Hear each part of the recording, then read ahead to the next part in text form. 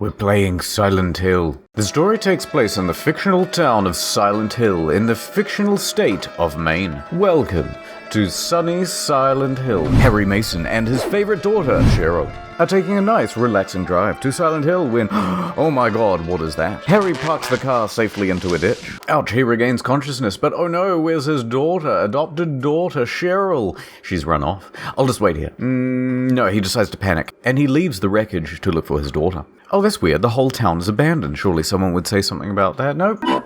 Harry spots Cheryl in the distance running away. He gives chase and ends up down a dark alley. Cheryl, you dummy, stop running. And we hear a siren in the distance. Suddenly, everything's dark. Using a lighter, Harry sees that he's moved into a different dimension, and everything's kinda spooky now. Everything is covered in blood, and the upholstery is in a terrible way. Unfazed and still determined to find Cheryl, Harry continues down the dark alley. What's this? A horrific corpse. Stop! I could have dropped my croissant! Harry, look out. He's attacked by a bunch of creepy monsters. Harry is overpowered, and he blacks out. Harry regains consciousness in the deserted cafe 5 to 2. Harry meets Cybil Bennet, a name that sounds made up. I'll have a grande frappuccino, please, but she's a police officer, and she's from the neighboring town of Brahms, and is investigating the mysterious deserting of Silent Hill. She gives Harry a shotgun because it's America. She leaves to look for help. Harry finds more weapons in here and a knife. Before Harry can poke around the cafe anymore, though, a huge winged creature comes crashing through the window. With the help of his new best friend, the shotgun, Harry defeats the monster before getting the hell out of there with all the free plastic straws he can carry. In the alley, where Harry first got his ass served to him, he finds a note supposedly left by Cheryl, directing him to the school. Harry makes his way through the town to Midwich Elementary School. There he meets some child-sized monsters called Mumblers. Speak up, then. Classic. Harry finds 3 riddles. The answer is the school's clock tower, so he heads there, but it goes all spooky again. Now he's in the Dark Realm version of the school. Harry sort of stumbles through the Dark Realm until he comes face-to-face with a shadow known as the Split Head. The clue's in the name. Harry tussles with the split head, eventually defeating it if you're good, and returning everything back to normal, sort of normal-ish, good enough. Harry makes his way to the school's boiler room where he sees a girl for a moment before she disappears before his very eyes.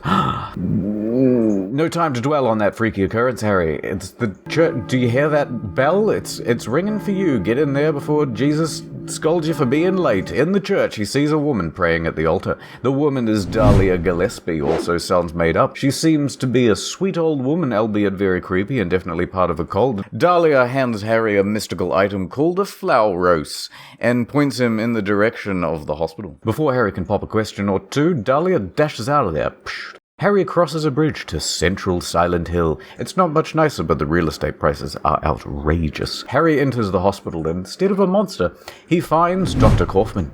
Kauffmann tells Harry that his daughter is probably dead, and time to make a new one with his wife, but then Harry tells him that his wife is dead, and he goes, oh. Anyway, we find a strange red liquid called AGLAPHOTIS. Harry then heads down to the basement to turn on a generator. After getting back into the elevator, Harry notices that there's a 4th floor now available to visit that wasn't available to visit before. And because Harry just still hasn't got the gist of what's going on, he goes there and finds out that it's a Dark Realm version of the hospital. Oh no. Here he fights some more monsters and some sexy nurses. It's time for your sponge bath.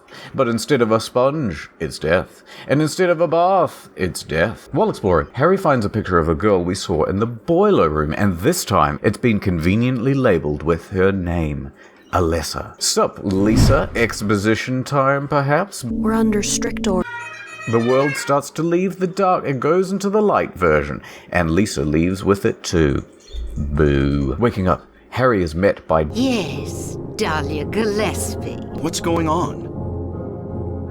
Darkness. Dahlia knows a lot about what's going on, but she won't give a straight answer, and instead gives Harry a key and tells him to head to an antique shop. In the antique shop, we meet up with Cybil. Keeping on theme, she fills his mind magazine with 16 hollow point rounds of exposition. Cybil apparently saw Cheryl walking on the lake, Jesus style. Cybil also discovered a drug trafficking ring run by Dr. Kauffmann. He's selling Percocets and weed to tourists without a prescription. Harry and Cybil find a hidden altar in the antique room. The altar enables Harry to telepathically communicate with Lisa, the nurse. Well, it's not telepathic, he actually teleports there, and then because you get the idea. He's doing a message. Talking to Lisa, Harry learns about some Silent Hill history. Before Silent Hill went all spooky, it was a resort town, run by a cult that dabbled in black magic. As new people started to move into Silent Hill, there were mysterious deaths, and it was chalked up as some sort of curse. Harry asks her about Dahlia and finds out that her daughter died in a fire a few years ago. Harry wakes up from his telepathic chat, and he goes to find the lake that Cybil saw Cheryl moonwalking across. On his way there, Harry enters the mall, where some television screens suddenly show a terrified Cheryl, followed by some odd symbols. Then Harry stumbles upon Kauffmann being attacked. Harry saves Kauffmann, yay, thank you. Then he picks up a vial of red liquid AGLAPHOTIS that Kauffmann dropped. Kauffmann snatches it back from him and tells him to get lost. Leave me alone. Harry finds himself back in the hospital where he sees Lisa again. She gives him directions to the lake.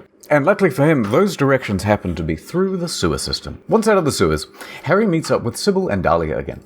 Dahlia has inferred that the darkness consuming the town has something to do with this Alessa chick. It's all her fault, she says. Dahlia tells Harry that Alessa is in the lighthouse and sends him off to go fight that thing, even though no one thinks he'll win.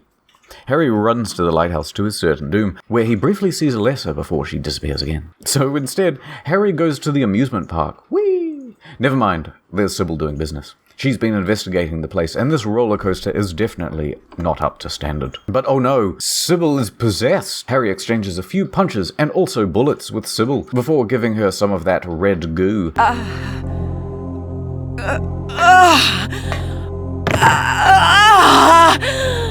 I'll have what she's having. And she comes back to normal. Suddenly, Alessa appears again. Use the fluoros. You have subdued me. But wait. Things are about to get a little twisty. Dahlia shows up. She reveals that Alessa's her daughter. Oh my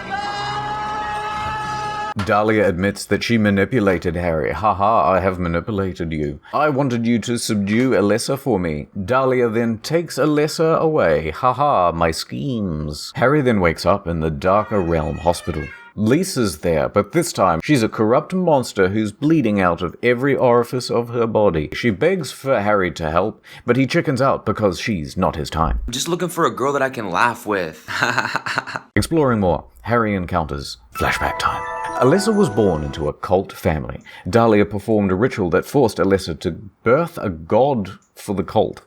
This ritual involved burning down the house while Alessa was trapped inside. Alessa survived and split her soul in twain to prevent the birth of the god. Alessa's status as a vessel made her immortal. One half of the soul was manifested into Cheryl. The other half stayed in Alessa. Lisa then cared for Alessa in secret in order to fulfill her drug addiction to PTV, which was supplied by Dr. Kauffmann. He's in on it. What does PTV stand for? No one knows. Oh, wait, hold on. The wiki says that it's made from an indigenous plant called White Claudia. It's a hallucinogen. Dahlia casts a spell to lure Cheryl back to Silent Hill, and upon entering the town, Alessa's soul was rejoined. Harry gets back up after watching the flashbacks. He soon finds Dahlia, Cybil, Freeze! and Alessa, and a figure wrapped in bandages. Oh shit, that's Alessa and Cheryl recombined. Gross. The Alessa demon thing comes to life, and it looks like it's going to put up one hell of a fight, but then Kauffmann, from nowhere, comes running in and throws a vial of red goo on the demon.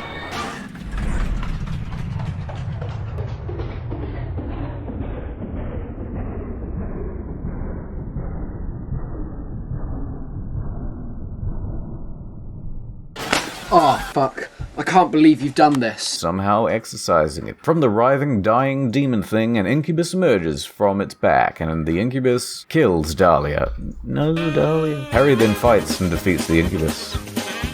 Amongst the flames and chaos, we see an Alessa-Cheryl hybrid, who hands Harry a baby. Here you go, thanks. Harry, Cybil, and Kauffmann make their escape, but before all three can, Lisa appears and drags Kauffmann down to, oh, bye, Kauffmann. Harry and Cybil are so close to escaping, but the darker realm is collapsing too. Oh no, it's coming for you. So using the last of her powers, the Alessa Cheryl hybrid stops the destruction, enough for them to be able to leave before everything's engulfed in flames. Cybil, Harry, and the baby make it out alive. Yay. Well, not really. Harry's daughter is dead, and now he has to care for this random baby. But at least he gets to keep the shotgun.